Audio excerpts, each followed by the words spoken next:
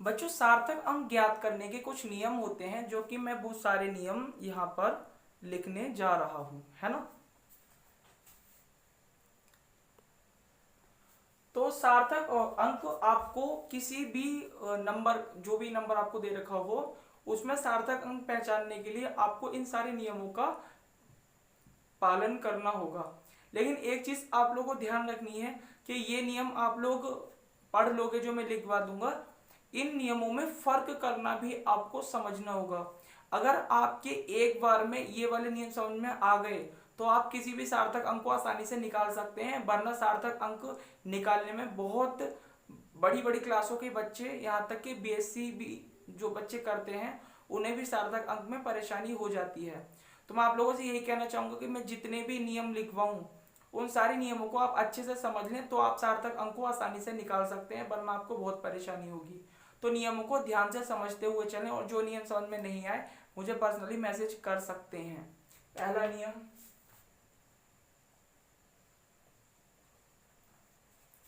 पहला नियम कहता है कि अशून्य,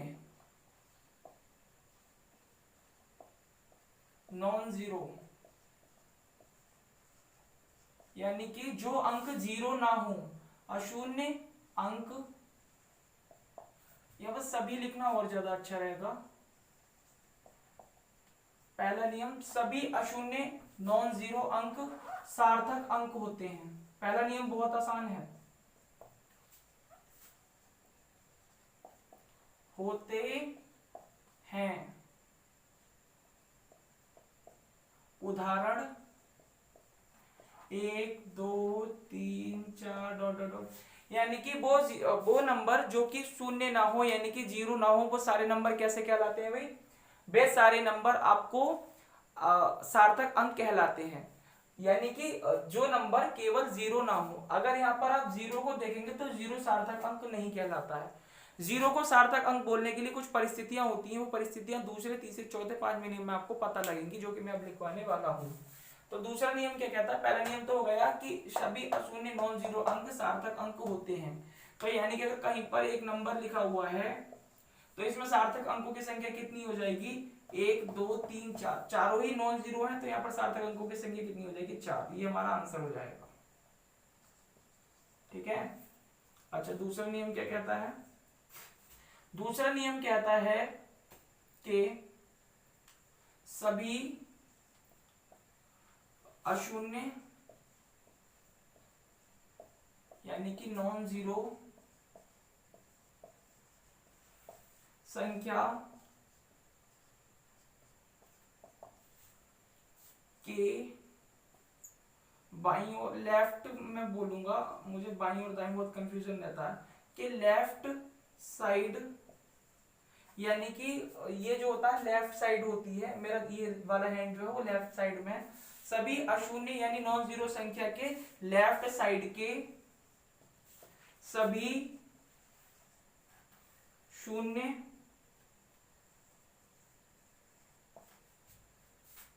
सार्थक अंक नहीं होते हैं। यानी कि कोई भी नंबर, उदाहरण के लिए यहां पर मैं लिख देता हूं, अगर कहीं पर 144 लिखा हुआ है या 144 लिखा हुआ है, तो इससे पहले कितने भी जीरो लगे हों वे सार्थक अंक नहीं कहलाएंगे। तो आपका तीसरा नियम, दूसरा नियम क्या कहता है कि अगर कहीं पर भी नॉन जीरो नंबर है, उससे पहले अगर जीरो लगे हुए हैं तो वे सार्थक अंक नहीं कहलाएंगे। ठीक है। अच्छा, अब आप जो है चौथा नियम पढ़ें। नहीं सॉरी, तीसरा। तीसरा नियम कहता है सभी अशून्य संख्याओं के राइट साइड के सभी अंक सार्थक अंक कहलाते सार्थक अंक नहीं होते हैं।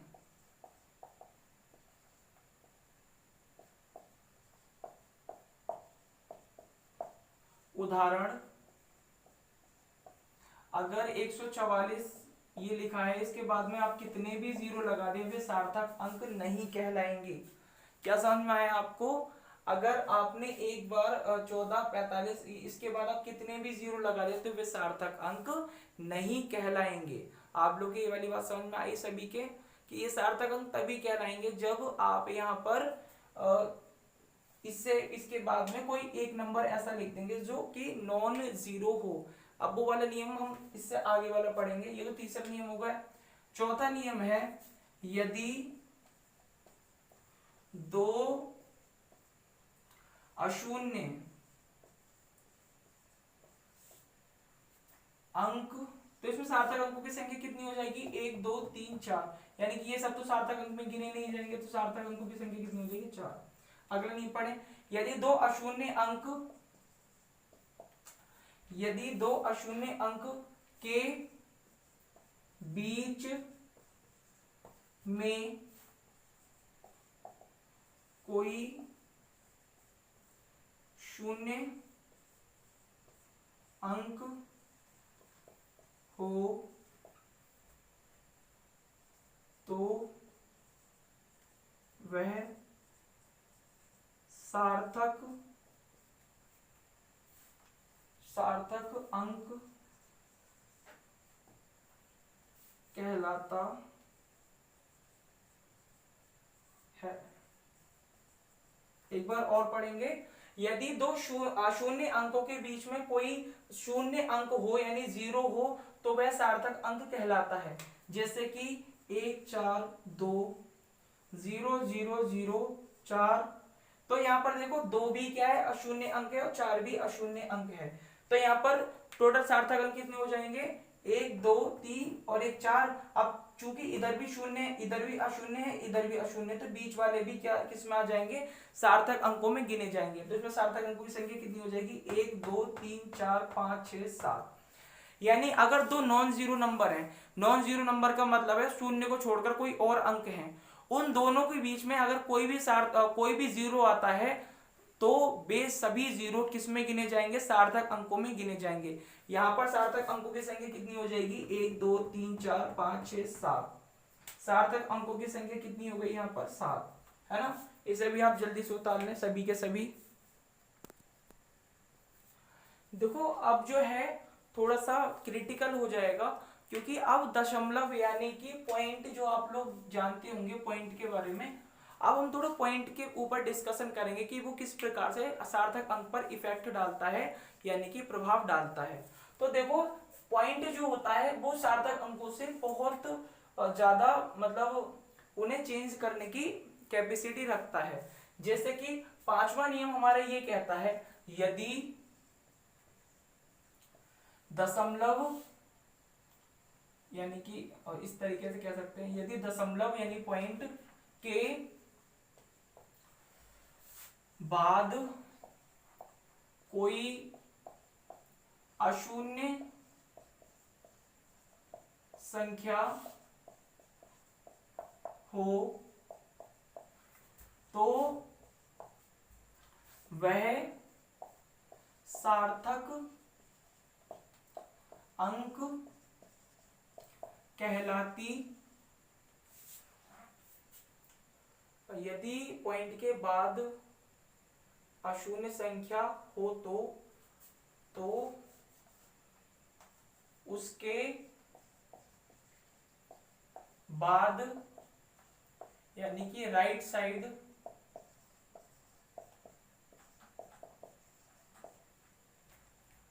के सभी अंक सार्थक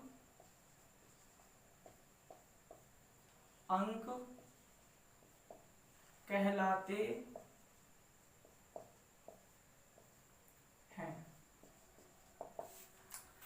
तो कहने का मतलब ये है, अगर कहीं पर पॉइंट लगा हुआ है और पॉइंट लगने के बाद अगर कोई अशून्य संख्या है तो उसके बाद के सभी शून्य जो होते हैं वो सार्थक अंक कहलाते हैं। आप लोग नहीं समझ पाए होंगे लेकिन उदाहरण से जरूर समझेंगे।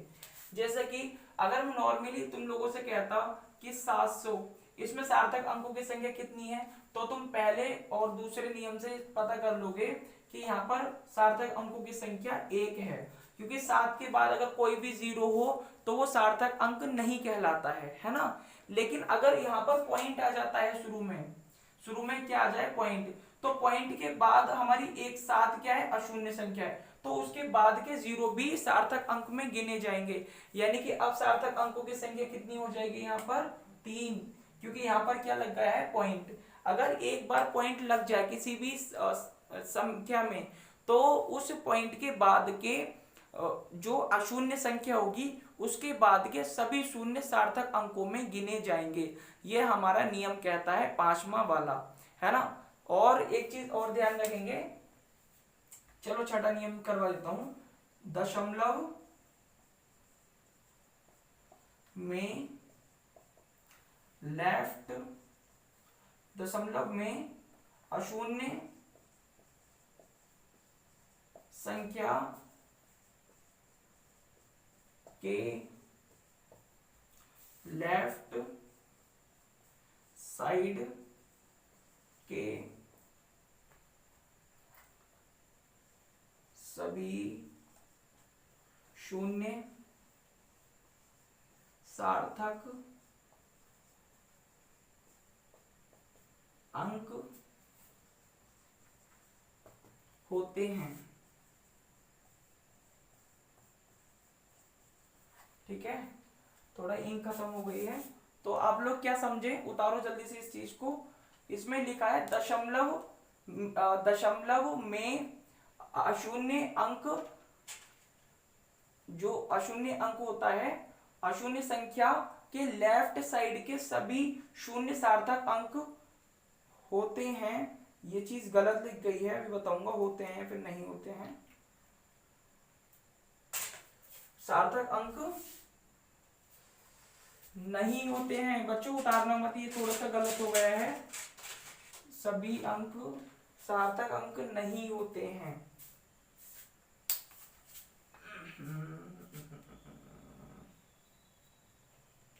यहां पर आपको नहीं लगाना है, नहीं होते हैं। कहने का तात्पर्य यह है कि कहीं पर भी अगर दशमलव लगा हुआ है तो उससे पहले के यानी कि लेफ्ट साइड के जितने भी शून्य होंगे वे सार्थक अंक नहीं कहलाएंगे। जैसे कि यहाँ पर उदाहरण के लिए हम समझ सकते हैं, उदाहरण, अगर कहीं पे 144 लिखा हुआ है तो इससे पहले मैं कितने भी 0 लगा दूं, इसमें सार्थक अंकों की संख्या 3 ही रहेगी, 1 2 3, यानी कि लेफ्ट साइड के कितने भी 0 हों वो सार्थक अंक नहीं कहलाते हैं। ठीक, तो ये सारे नियम आपने उतार लिए होंगे। अगर नियम आपने उतार लिए हैं तो अब हम प्रैक्टिस करते हैं सार्थक अंकों के बारे में कि कैसे हमें पता लगेगा। थोड़ा सा क्रिटिकल टॉपिक है, अच्छों के दिमाग के ऊपर से निकल जाती हैं सारी बातें, लेकिन अगर आप नियमों को पढ़ करके करेंगे और प्रैक्टिस करेंगे, यानी कि पहली बार में तो आप नहीं सीख पाएंगे। पहली बार में हमें कुछ भी नहीं आता, साइकिल भी चलाते हैं तो पहली बार में नहीं सीख जाते हैं। इसी प्रकार से आप जब इन्हें बार बार दोहराएंगे तो मैं गारंटी देता हूँ कि आप लोगों सभी को समझ में आएगा। लेकिन इसके लिए आपको ज़्यादा से ज़्यादा प्रैक्टिस करनी होगी, जितना आप अभ्यास करेंगे उतना ही अच्छे से आपको समझ में आ जाएगा। अच्छा, जैसे कि पहला मुझे सभी लोग बताएंगे सार्थक अंकों की संख्या, दूसरे में सार्थक अंकों की संख्या, तीसरे में सार्थक अंकों की संख्या, चौथे में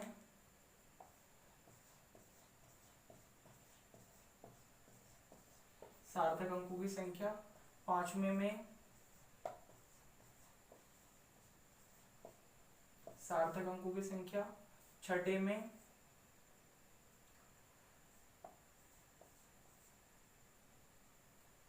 सार्थक अंकों की संख्या, सातवें में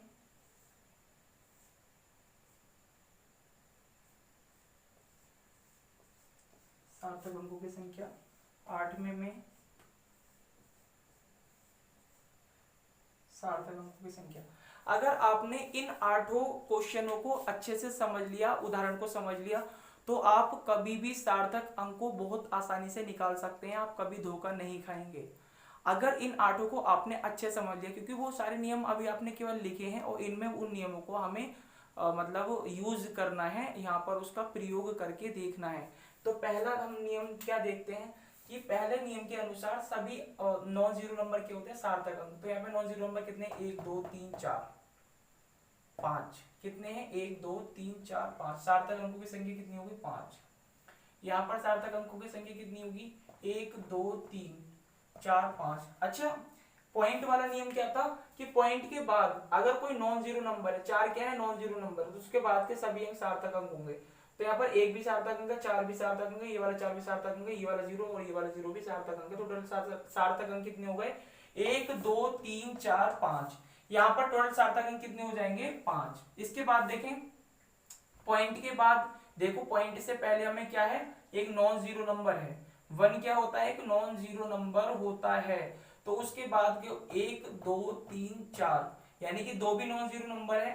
तो यहाँ पर सार्थक अंकों की संख्या कितनी हो जाएगी, 1 2 3 4। सार्थक अंकों की संख्या 4। यहाँ पर देखें आप, ना तो कहीं पर पॉइंट है, पॉइंट से पहले के, इससे पहले के 1 2 3 नंबर क्या है, 0, ये सार्थक अंक नहीं कहलाएंगे।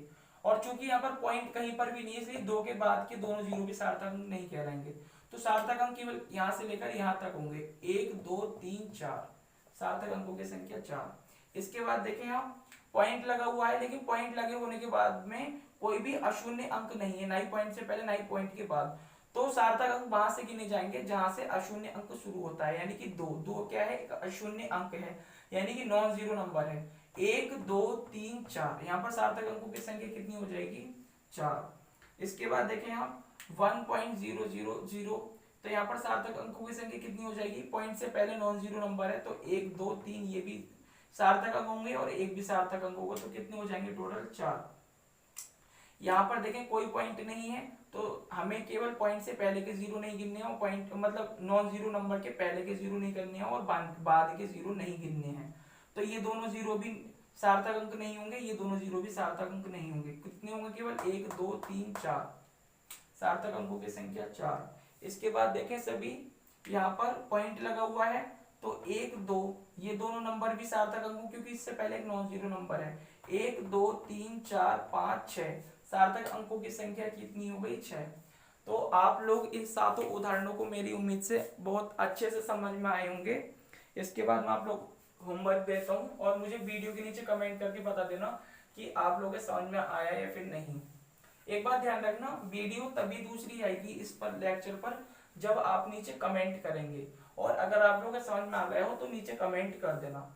और अगर मेरी पढ़ाई अच्छी नहीं लग रही हो, किसी प्रकार से परेशानी हो रही हो आप लोगों को, तो उसके लिए कमेंट कर सकते हैं। मेरे अलावा भी वीडियो के कमेंट सभी लोग पढ़ते हैं। जब कोई मेरे से सीनियर टीचर या बड़ी मैडम उन कमेंट को पढ़ेंगे तो खुद आपका टीचर बदल जाएगा, क्योंकि मुझे ऐसा लगता है कि कुछ बच्चों को परेशानी होने लगी है मेरे पढ़ाने से, है ना।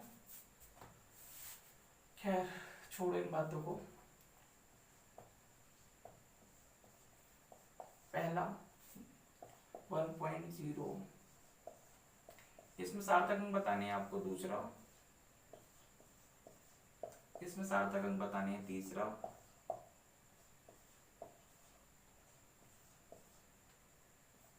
सार्थक अंक बताने हैं। चौथा,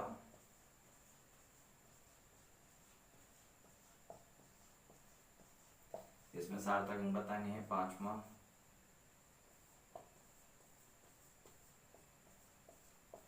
सार्थक अंक बताने हैं। छठा,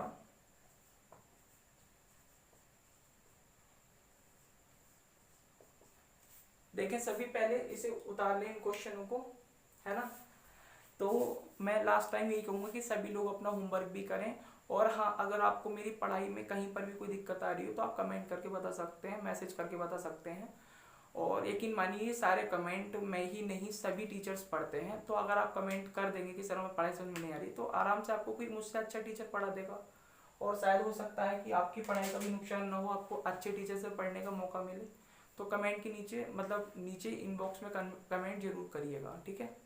तो आज की वीडियो यहीं पर समाप्त करते हैं।